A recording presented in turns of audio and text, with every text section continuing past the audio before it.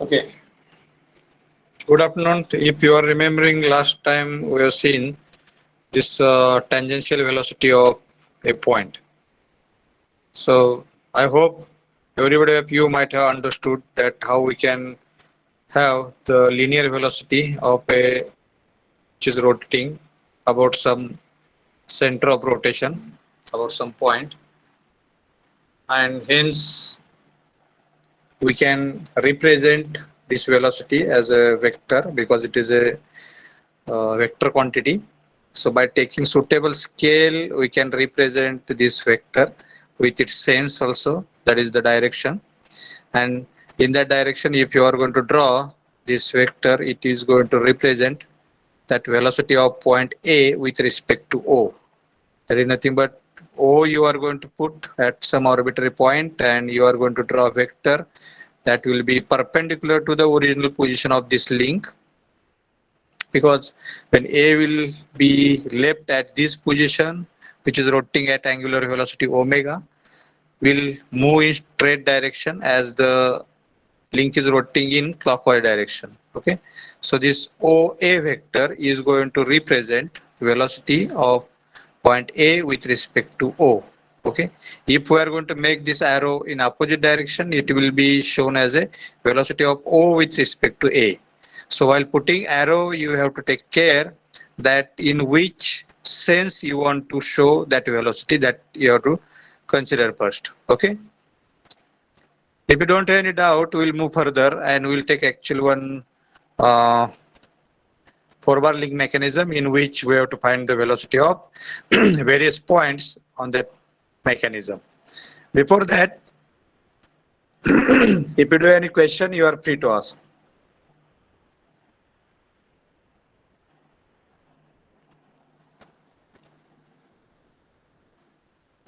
Before I move further, will you please talk something?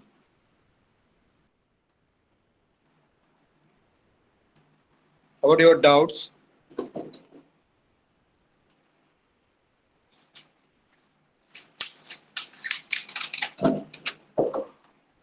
If you don't have any doubt, let me start and we'll take the example. So here we can say the statement of this problem has been given. I will read the statement first and later on we'll see the step-by-step solution for this problem. So this problem has stated as in a four-bar chain A, B, C, D, AD is fixed and is 150 millimeter long. So distance AD, that is one link which has fixed, and length of that link is 150 millimeter.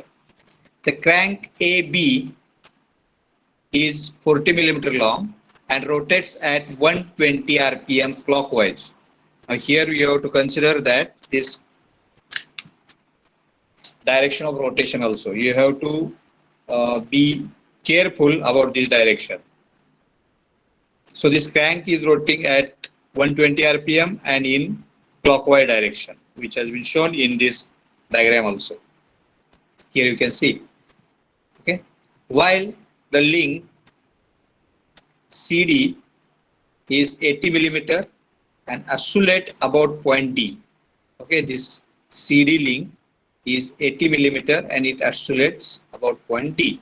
Here it will get oscillate. Okay, BC and AD are of same length. That is nothing but A to D distance and B to C distance are of same length and it is 150 millimeter. Then this CD is 80 millimeter and AB is 40 millimeter. Okay.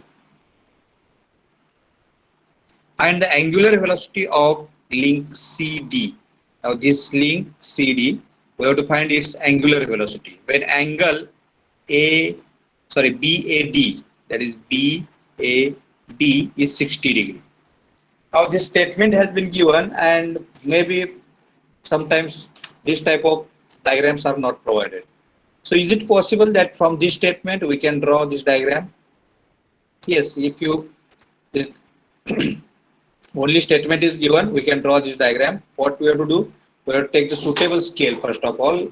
If suppose you are going to draw this diagram on your notebook, then whether this 80 millimeter and 150 millimeter, if it is possible to draw with this scale, you can take actual scale. And if it is not possible, what you have to do is that you have to take scale for this diagram.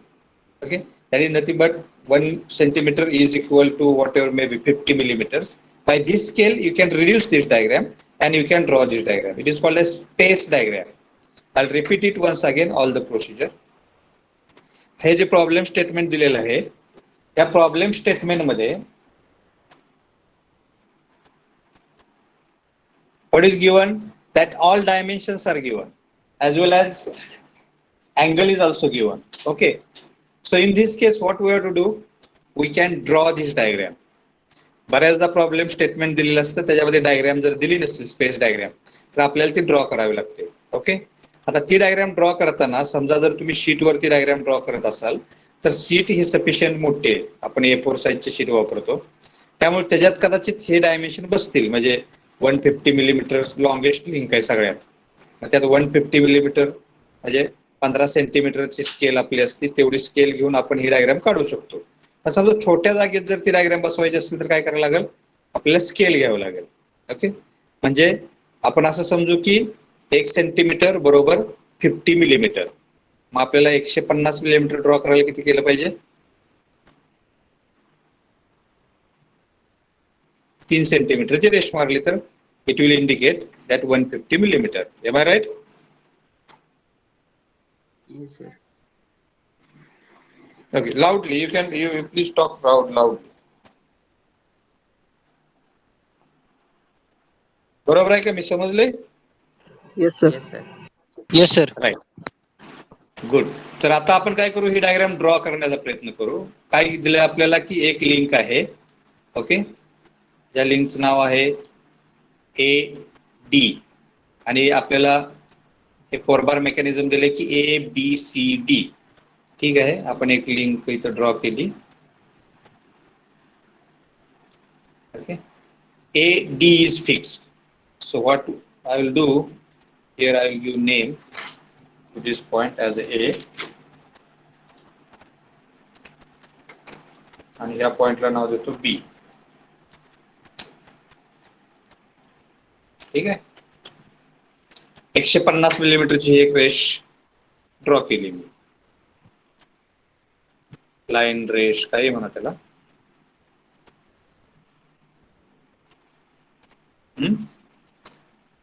Then what is given that the crank AB is 40 millimeter.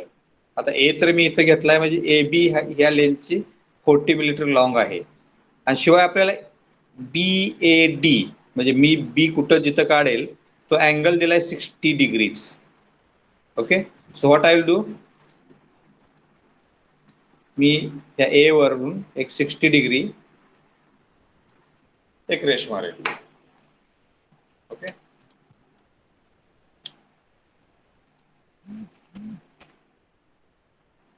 आता इतर आपण रेष मारले, so I will make it dark. ठीक आहे, AB fix आहे आपला. आता काय झालं की 60 degree, I will take this angle as 60 degree. Now I can show this angle.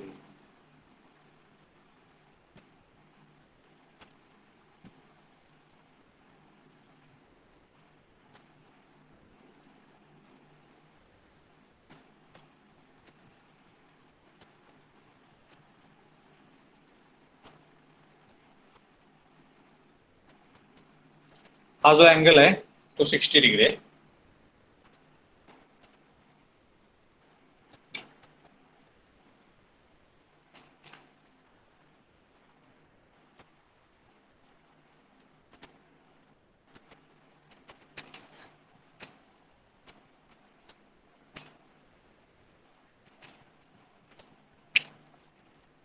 Sir इकडे B झाले, D आहे ना? हा D आहे बरोबर आहे, सॉरी.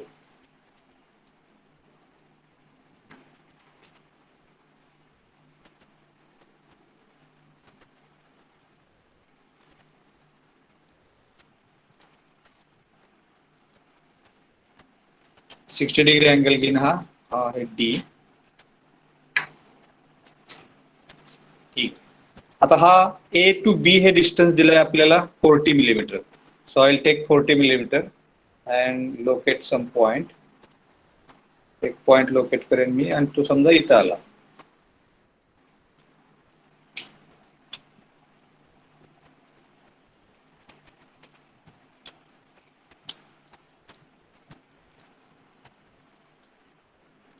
ठीक आहे, हा पॉइंट आला बी. आपल्याला एवढीच रेंज पाहिजे. सो पुढच्या इथे आपण तशीच ठेवा किंवा कोडर पण उकडून पण टाका. ठीक आहे. So this is going to become point B.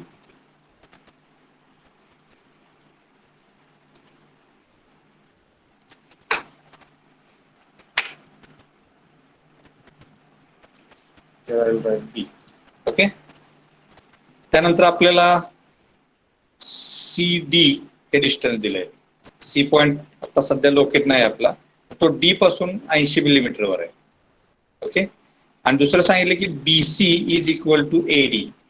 AD distance आहे 150 मिलीमीटर, BC डिस्टन्स आहे 150 millimetre. So what will do, आपण एक कंपास मध्ये अंतर घेऊ. पहिल्यांदा 150 millimetre, that is B to D distance is 150 millimeter. So I'll make one arc.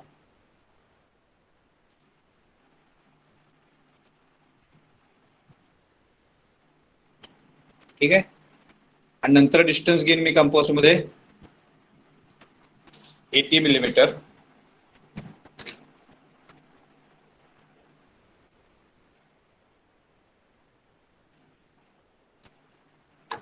And I will mark.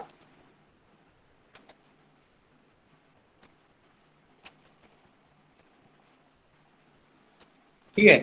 So this point will be D point, sorry C point, and CD distance जे आहे that will be 80 millimetre. हे 80 millimetre compass मध्ये घेऊन D वर compass ठेवून I will make one arc. हा जो arc काढलाय तो, आणि 150 मिलीमीटर अंतर घेऊन बी वर कंपास ठेवून हा आर्क ड्रॉ करेन. हा हे दोन आर्क जिथे छेदतील that will be the point C. Agreed? बरोबर आहे का? हा पॉइंट मी मग जॉईन करेन.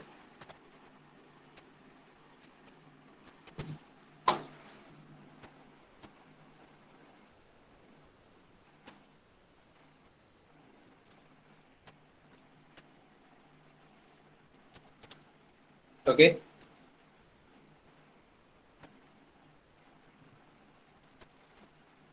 हा पण पॉइंट जॉईन करेन. So this point will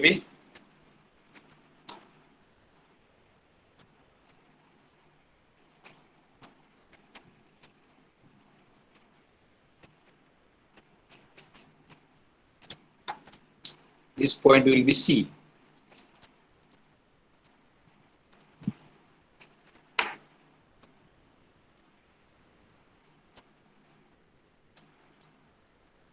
Agreed?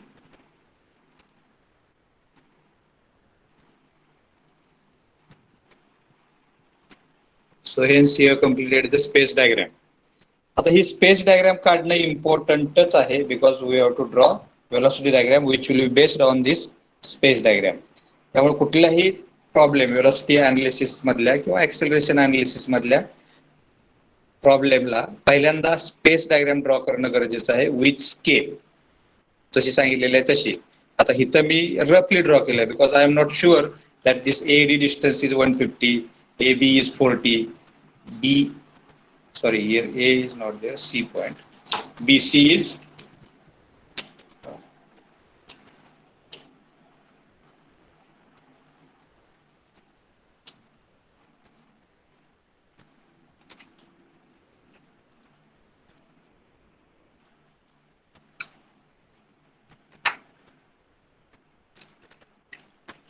not working.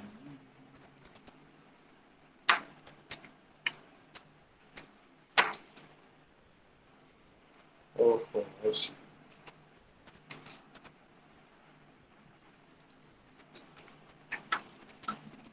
C point. Okay.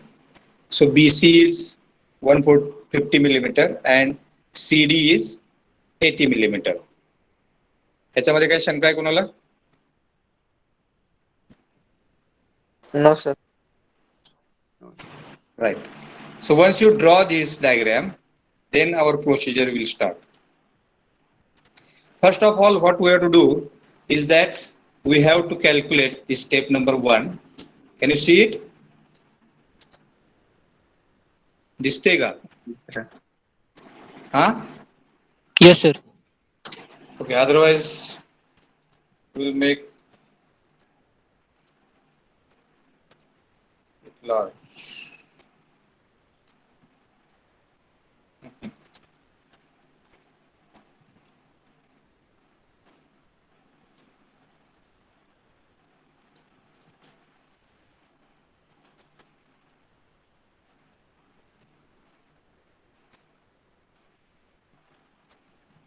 ठीक है. Step number 1 is that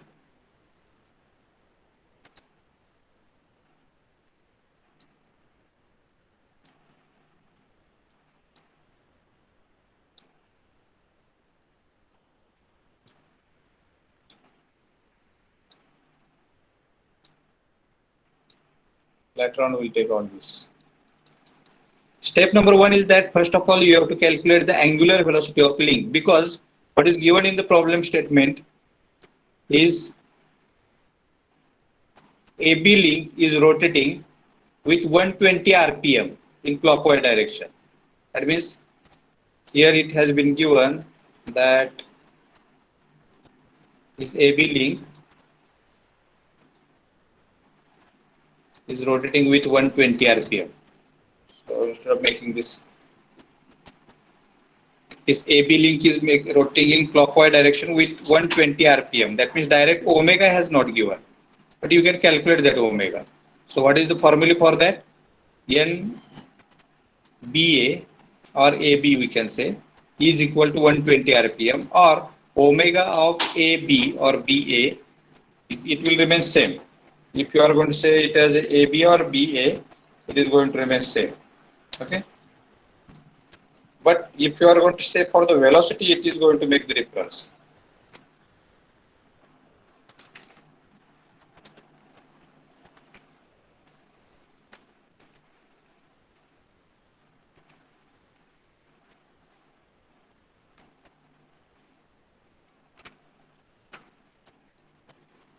So omega is calculated as 2 pi n divided by 60. N is 120 here. So if you are going to calculate it, this answer which we are going to get is 12.568 radian per second.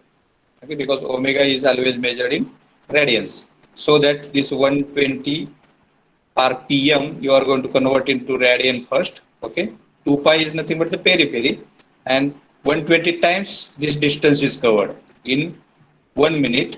That's why total distance covered will become 2 pi n, that is the number of times that has rotated, divided by 60, because you don't want it into minutes, you want it into second. So that many radians per second this link is going to cover.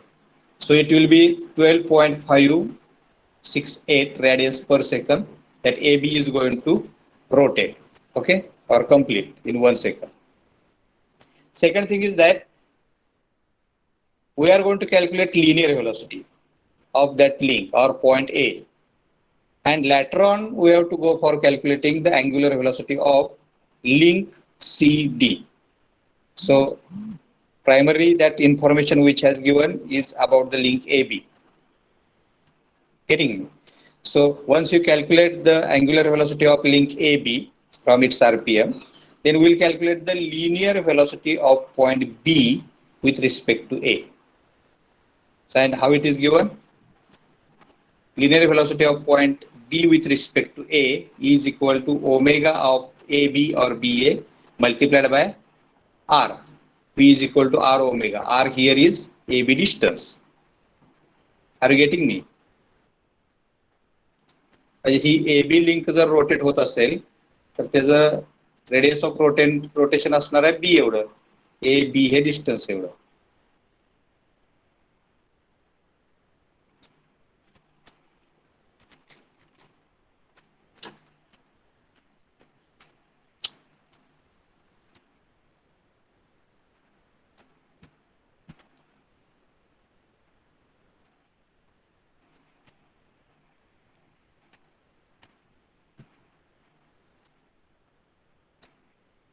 ठीक आहे.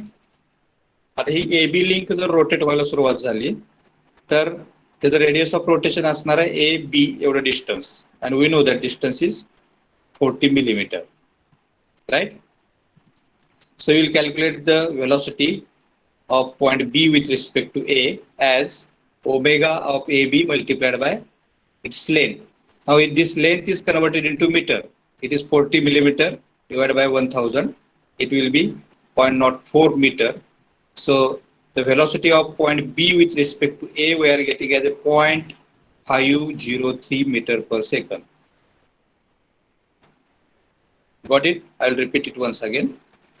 Space diagram एकदा काढून झाली की सगळ्यात पहिली step काय करायची आपल्याला, की आपल्याला जे आरपीएम, ज्या लिंकचा आरपीएम दिलेला आहे त्या लिंकची अँग्युलर व्हेलॉसिटी कॅल्क्युलेट करायची. आरपीएम म्हणजे रिव्हॉल्युशन्स पर मिनिट आहे. आपल्याला काय करायचं आहे, रेडियन पर सेकंद मध्ये त्याची व्हेलॉसिटी काढायची. आणि we know that omega is equal to 2πn/60.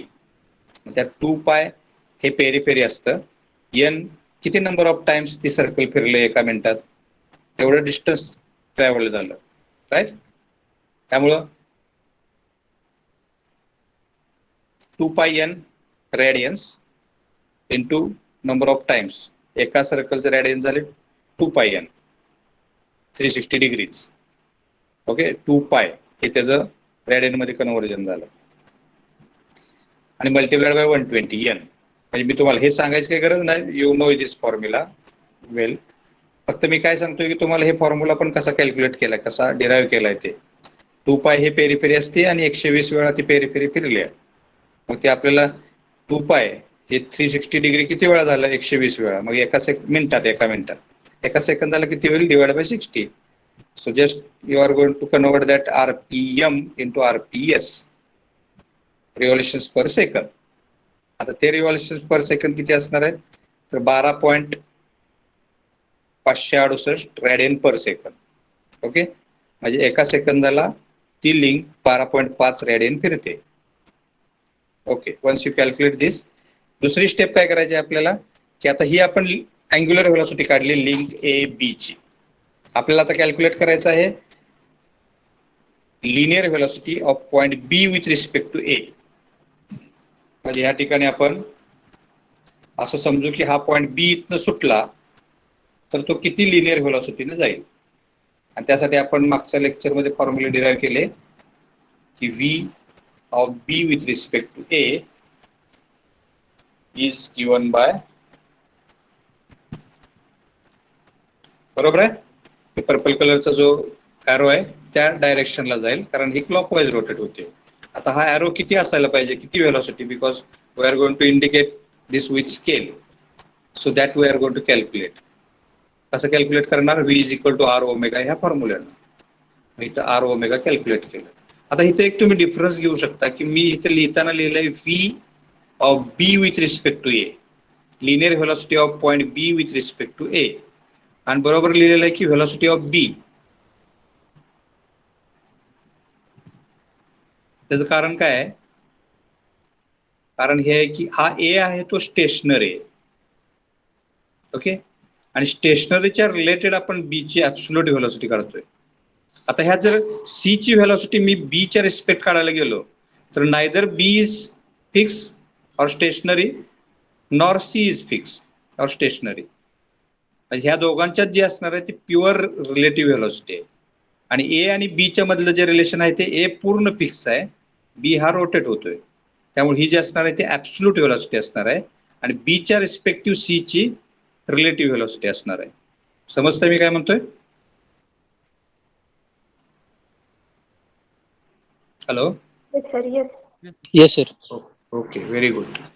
आता आपण काय करणार आहे की त्यामुळे इथं व्ही बी फक्त एक पॉइंट लिहिलाय, एक जरी पॉइंट लिहिला तरी it is considered that it is with the fix point, velocity of B with respect to fix point. मग ती व्हेलॉसिटी आपण काढतोय ओमेगा इंटू आर न. ओमेगा आहे 12.568, आर आहे 40 मिलीमीटर डिवाइड बाय 1000 म्हणजे 0.04 metre.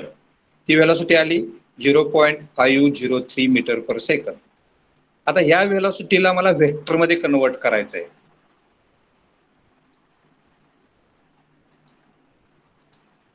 That means I have to draw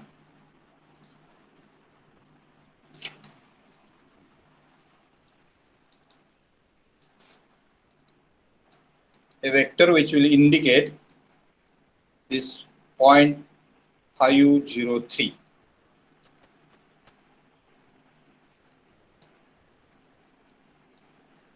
he diagram राहू दे अशीच, आपण नंतर ड्रॉ करू. ठीक आहे. मला रिप्रेझेंट करायचे आता ही वेलॉसिटी 0.503 मीटर पर सेकंड. काय करायला पाहिजे? हा, स्केल घ्यायला पाहिजे पहिली गोष्ट. in which it will be indicated that 1 centimeter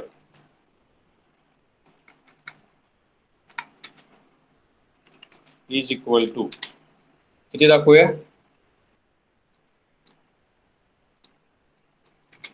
0.1 metre per second. चालेल?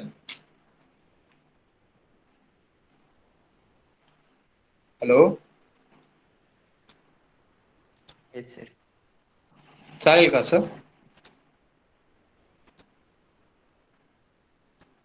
काय स्केल घेतलाय आपण? 1 सेंटीमीटर बरोबर 0.1 metre per second. Suppose I want to indicate this 0.503 metre per second on a line. किती मिलीमीटरची, मला किती सेंटीमीटरची रेष मारली पाहिजे?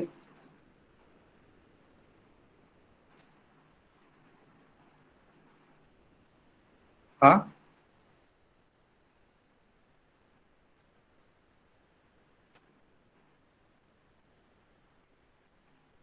हॅलो,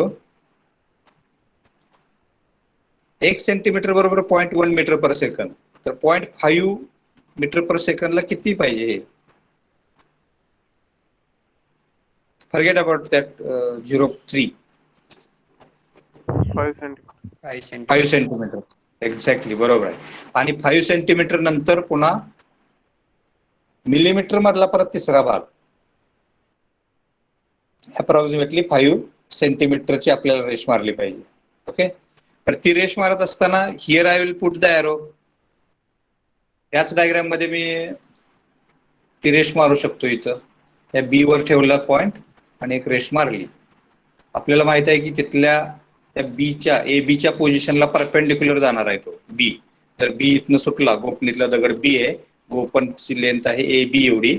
तर बी इथनं सुटला आणि मी क्लॉकवाईज फिरवत असल्यामुळं तो राईट साईडला जाईल. ठीक आहे. इथं 5 सेंटीमीटरचे मी ही एक रेष मारली तर आपल्याला असं इंडिकेट होईल की velocity of B with respect to A आहे. ही linear velocity of B with respect to A. या सगळ्या वेलोसिटी मी जर याच डायग्राम मध्ये काढायला लागलो तर ती डायग्राम खूपच कॉम्प्लिकेटेड होईल. मग त्याला काय करतो मी की या वेक्टरला इथनं उचलतो आणि इथं ठेवतो. कोणाला काय ऑब्जेक्शन आहे? ठीक आहे. हा 5 सेंटीमीटरचा एरो झाला.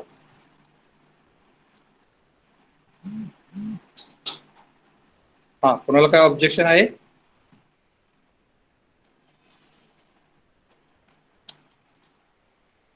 म्हणजे पहिल्यांदा मग काय केलं मी की या ए बी ला परपेंडिक्युलर ड्राफ्टर ऍडजस्ट केला.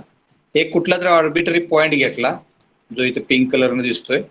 तिथून 5 सेंटीमीटरची रेष या ए बी ला परपेंडिक्युलर मारली. ओके, याला परपेंडिक्युलर आहे. राईट.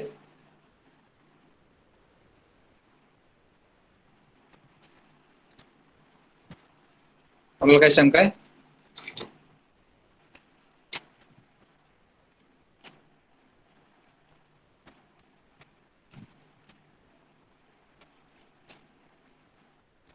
हा, कोणाला काय शंका आहे का?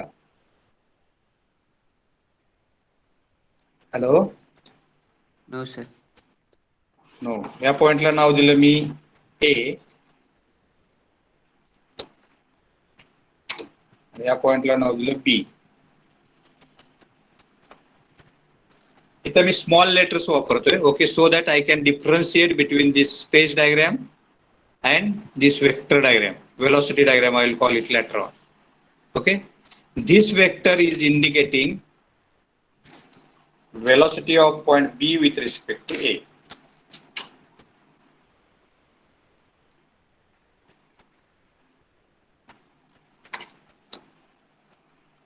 ठीक है,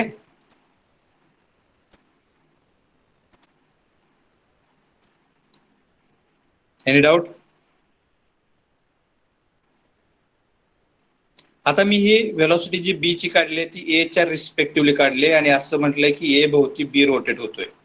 आता मला काय करायचं आहे की velocity of C with respect to B किंवा velocity of C with respect to D किंवा velocity of C with respect to A. आता ह्याच्यात गंमत अशी आहे की ए आणि डी हे फिक्स आहेत, त्याच्यामुळं मी जो फिक्स पॉइंट इथे इंडिकेट केलाय तसं ए आणि डी मध्ये कुठलीही रिलेटिव्ह मोशन नाही, झिरो वेलॉसिटी आहे.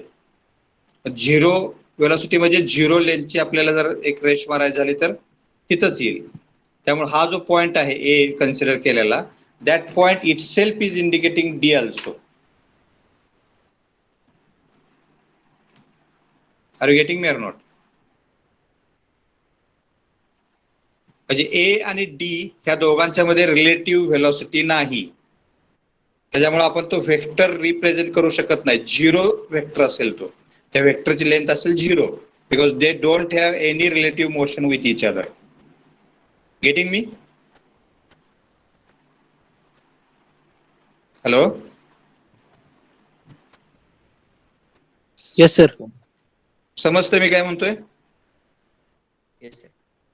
फॉर एक्झाम्पल आपण आपल्या इंजिनिअरिंग कॉलेजच्या बिल्डिंग मध्ये आहे आणि आपण फार्मसी कॉलेजची बिल्डिंग बघतोय. ओके, दोन वेगवेगळ्या ठिकाणी आहेत, ग्राउंडेड आहेत, जमिनीवर आहेत, राईट. ह्या दोघांच्या मधली रिलेटिव्ह मोशन किती आहे?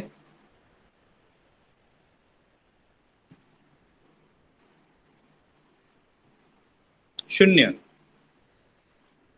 त्या काल पण त्या एकमेकापासून तेवढ्याच अंतरावर होत्या, आज पण तेवढ्याच अंतरावर आहेत. अजून 50 वर्षांनी तुम्ही कॉलेजमध्ये याल तर फार्मसीची बिल्डिंग तिथंच असणार आहे आणि इंजिनिअरिंगची बिल्डिंग इथंच असणार आहे, जर नावं चेंज केली नाहीत तर, पण बिल्डिंग तिथंच असणार आहेत, राईट. त्यांच्यामध्ये कुठलीही रिलेटिव्ह मोशन नाही. पण तुम्ही जर समजा इंजिनिअरिंग कॉलेजमधनं फार्मसी कॉलेजपर्यंत चालत गेला तर तुमची मोशन झाली with respect to engineering college building or with respect to pharmacy college building. म्हणजे ह्या दोन स्टेशनरीमध्ये तुमची मोशन झाली. If I am going to measure it from engineering, I will measure that how many metre per second you have travelled. Okay, त्याच वेळेला जर समजा तुमचा एक दुसरा मित्र फार्मसी कॉलेजवरनं कॅन्टीनकडे यायला लागला तर तुमच्या दोघांच्यात जी असणार आहे ती रिलेटिव्ह व्हेलॉसिटी असणार आहे, पण त्याची absolute velocity from pharmacy college or from engineering college ही ऍब्सोल्यूट व्हेलॉसिटी झाली त्याची. पण तुमच्या दोघांच्या एकमेकातली म्हणजे तुमचं अंतर एक तर पहिल्यांदा कमी होत जाणार आहे, त्यानंतर पुन्हा दुसऱ्यांदा तुमच्यातलं अंतर वाढत जाणार आहे, because you are travelling towards the opposite direction as your friend. ते दोघांच्यातली रिलेटिव्ह व्हेलॉसिटी झाली. ठीक आहे, आता आपल्याला व्हेलॉसिटी ऑफ पॉइंट बी तर मिळाले, velocity of point C calculate करायचे. डीचं तर माहिती आहे आपल्याला, डी स्टेशनरीच आहे. So what we can do, मग मगाशी वापरला तसा फॉर्म्युला वापरायचा. Velocity of B with respect to A is equal to omega A B multiplied by A B distance. तसं velocity of C with respect to B is omega B C multiplied by B C हे distance. पण ह्याच्यात B C हे distance माहित आहे, but we don't know omega of B C. हा formula आपण वापरू शकत नाही. मग सी डी बद्दल माहित आहे का? तसं काय, सी डीची अँग्युलर व्हेलॉसिटी माहित आहे का? ओमेगा ऑफ सी डी किंवा आरपीएम ऑफ सी डी, ते पण दिलेलं नाही स्टेटमेंटमध्ये. So what we can do, मग आपण असं करू की आपल्याला जो लिनियर व्हेलॉसिटी कॅल्क्युलेट करायचा फॉर्म्युला माहित आहे त्यानुसार बघू, किंवा आपल्याला जे प्रिन्सिपल माहित आहे ते, that will consider that this B C as a link which is rotating about point B. असं कन्सिडर करू आपण की हा जो बी पॉइंट आहे ह्याच्या भोवती हा सी पॉइंट रोटेट होतोय. कुठल्या डायरेक्शनला होतोय अजून सांगता येत नाही, because it has not mention in problem. जसं ए बी बद्दल त्यांनी सांगितलं की क्लॉकवाईजलाच रोटेट होतो, तसं बी सी बद्दल सांगितलेलं नाही त्यांनी क्लॉकवाईज आहे का अँटी क्लॉकवाईज आहे, काही माहिती नाही. पण एवढं असेल की बी सी ही गोपन जर फिरली आणि सी हा जर दगड असेल तर या ठिकाणी सुटल्यानंतर तो त्याला परपेंडिक्युलरच जाईल.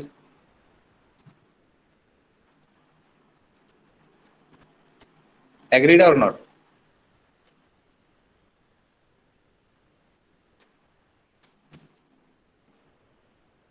मी काय म्हणतोय समजते?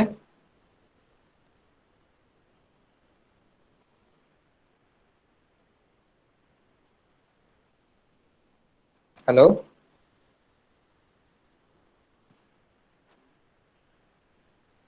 Hello, can you here me? Yes, sir. बर, पुन्हा एकदा सांगतो तुम्हाला की जर BC हे रोटेशन होत असेल तर C हा पॉइंट टँजेन्शियली मूव्ह होईल. अर्थात तुम्ही म्हणाल की सर BC हे रोटेट होते का B भोवती? माहिती नाही अजून.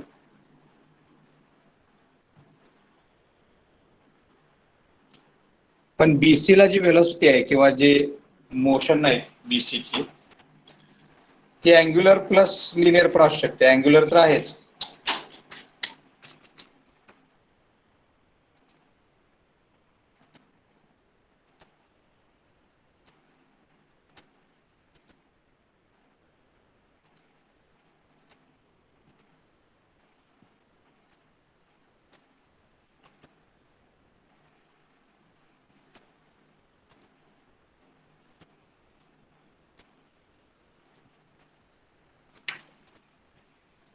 सर्कल अजून जरा मोठं ड्रॉ केलं पाहिजे.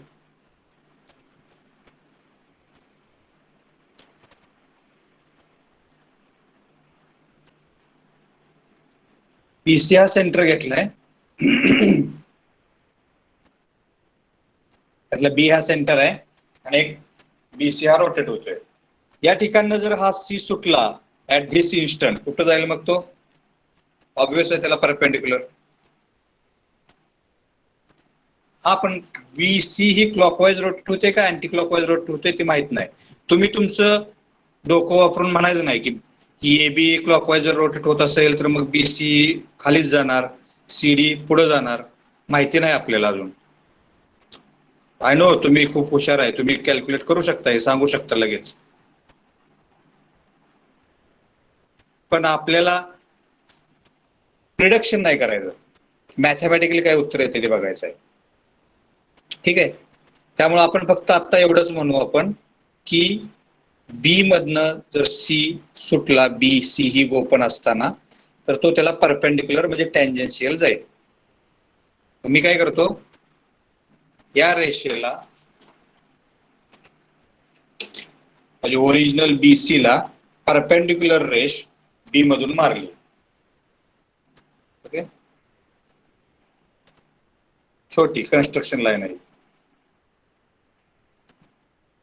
कुणीकडे आहे माहिती नाही आता. आता आपण काय करू, BC ही लिंक थांबवू. आता जाऊ आपण CD ह्या लिंककडे. CD ह्या लिंकवर जर आपण मगाशी B वर थांबलो होतो, B हा सेंटर ऑफ रोटेशन घेतला होता, त्यावेळेला C कडे बघितलं होतं आपण. आता आपण सेंटर ऑफ रोटेशन घेऊ D.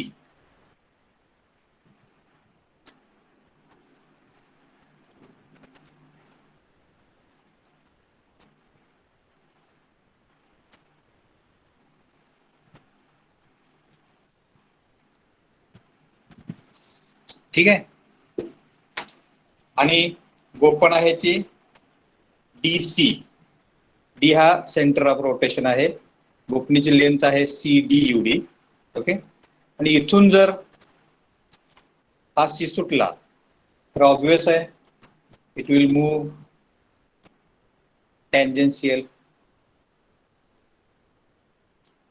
इथे पण आपल्याला ते गोपन कुठल्या डायरेक्शनला फिरवत होते माहिती नाही, त्यामुळे फक्त एवढं सांगू शकतो की it will move in tangential direction.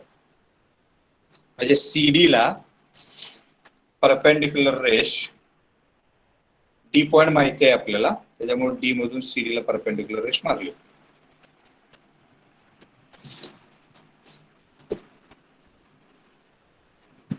Got it?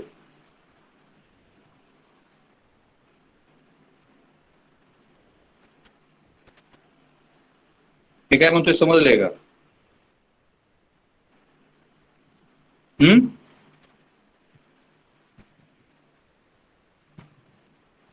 Yes sir. Yes, sir. झोपेत का होईना कोणतं बोलतोय? Yes sir. Okay, Just kidding. So be attentive.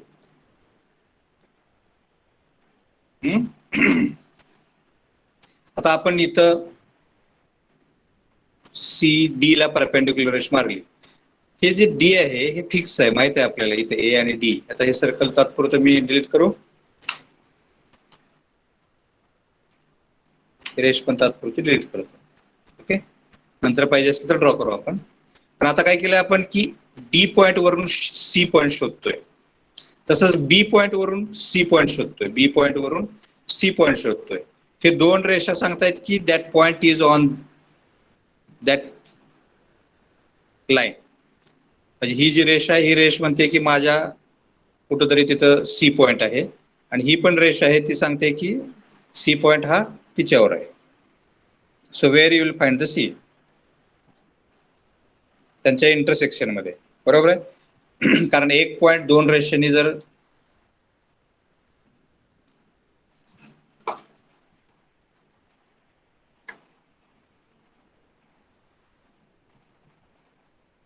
C point okay contribute केलेला असेल एकच पॉइंट दोन रेषेनी, तर तो त्यांच्या इंटरसेक्शनवर असतो.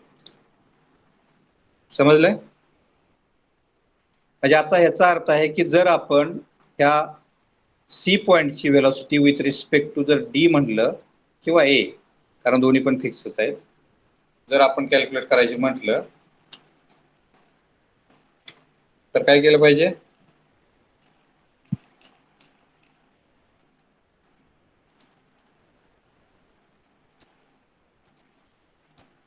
हा vector DC or AC is indicating velocity of C with respect to D or A. क्या है velocity of C with respect to A? Am I right? दूसरा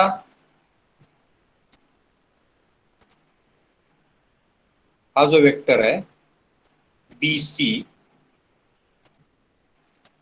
हा vector is indicating velocity of C with respect to B.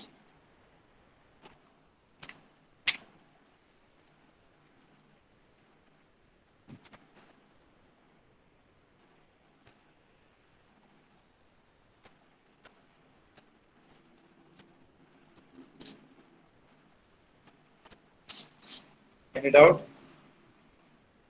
आणि हा जो polygon तयार झालाय that is ABC is called as velocity diagram of given four-bar link mechanism.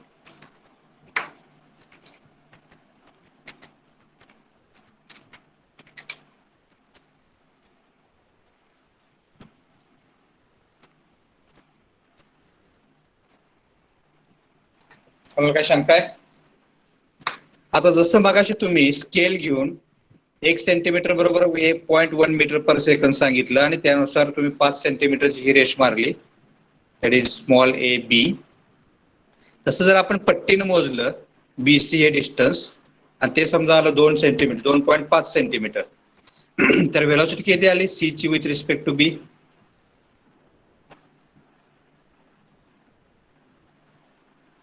2.5 multiplied by 0.1. कोणाकडे calculator आहे का?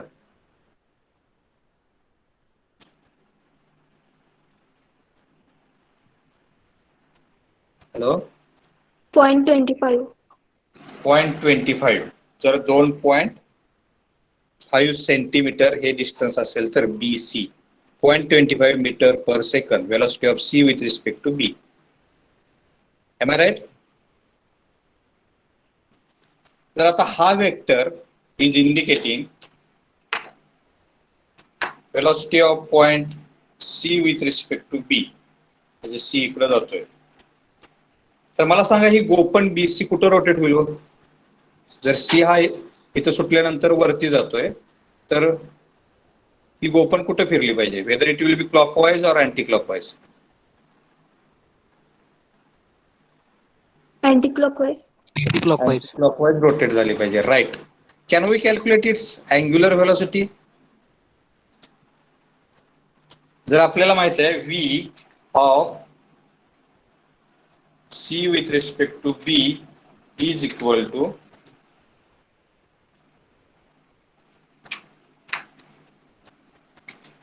omega of C with respect to B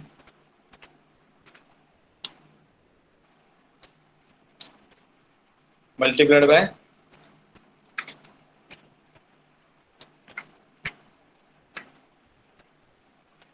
काय लिहू आपण multiplied by distance BC. बरोबर आहे? हे बरोबर आहे का formula? Linear velocity of C with respect to B is equal to angular velocity of link BC multiplied by length of that BC. B is equal to R omega. R omega into R. बरोबर आहे? Hello,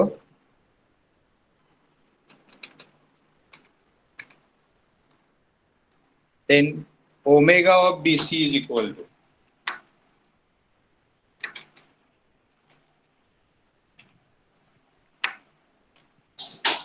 I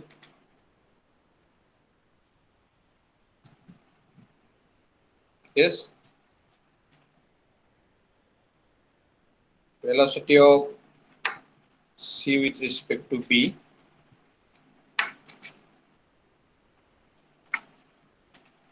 divided by BC he length. बरोबर आहे का? Hello, Yes, sir. Yes, sir. right. So can we calculate angular velocity of link BC in this way? Yes. Once you calculate this velocity, angular velocity of CB, can we calculate in the same way angular velocity of DC? आता angular velocity of DC ही कुठल्या डायरेक्शनला rotate होईल? जर C, आता तुम्ही म्हणाल की sir एकाच वेळेला C वरती पण जातोय आणि लेफ्ट साइड राईट साइडला पण जातोय, हे कसं शक्य आहे? हे शक्य ह्याच्यामुळे आहे की हा B जो आहे त्याच्यावर तुम्ही बसला की तुम्हाला C तिकडे वरती जाताना दिसतोय, पण तुम्ही D वर जर उभा राहिला तर तुम्हाला C हा राईटला जाताना दिसतोय. ह्या दोन गोष्टी आहेत. ह्या C ची व्हेलॉसिटी वरती आणि राईट ह्याच्या रिलेटेड नाहीये, त्या C च्या रिलेटेड. ऍब्सोल्यूट आपण काढायची म्हटलं तर absolute velocity of C is with respect to stationary point, हा इकडे जातोय. ओके, पण B हा खाली जात असल्यामुळं आपल्याला असं वाटतंय की C हा वरती चाललाय. म्हणजे आपण ट्रेन मध्ये बसलो की एकतर झाडं पळताना दिसते किंवा झाडावर बसलो तर ट्रेन पळताना दिसते. Am I right? Yes, sir. Hello, हा, तसं तुम्ही बसलाय B वर आणि B हा रोटेट होतोय खालच्या डायरेक्शनला, C तुम्हाला वाटणार आहे वरती चाललाय. तर तेच जर तुम्ही तिथनं उठून D वर येऊन बसला तर तुम्हाला असं वाटणार आहे की C हा राईटला चाललाय. Got it?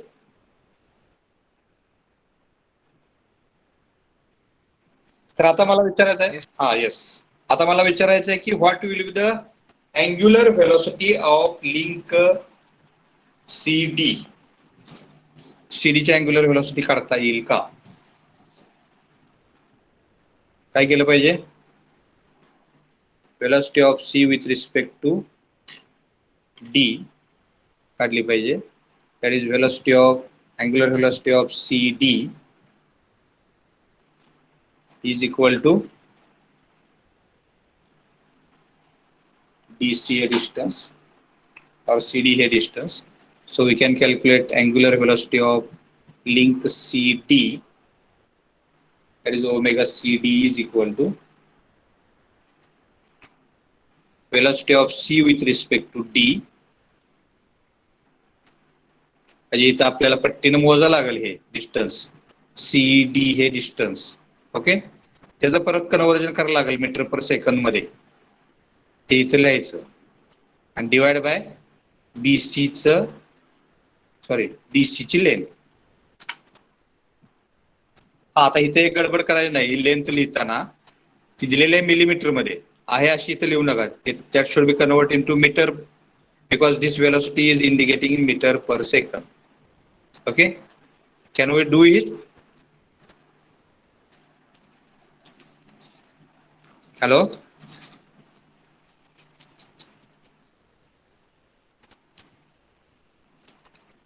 can you do it?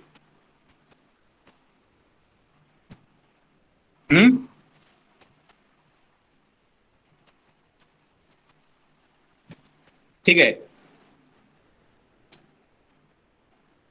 हे लेक्चर मी आहे याची लिंक तुमच्या स्टडी मटेरियल मध्ये टाकतोय. लेक्चर परत एकदा बघा. उद्या जर माझं लेक्चर आहे त्यावेळेला I will ask everybody to show what diagram he has drawn. I want that you should draw a velocity diagram for given mechanism, for Varling's mechanism. Or you can mail me what you have drawn. You can just take photo of that and you can mail me. Don't WhatsApp it, just mail me on my mail ID sysalunke@coe.sweri.ac.in. समजले? Yes, sir. Okay. Number wise मी उद्या विचारणार आहे की कोणी कोणी draw केले. काही शंका आहे कुणाला आत्ताच ड्रॉ करायला ही डायग्राम?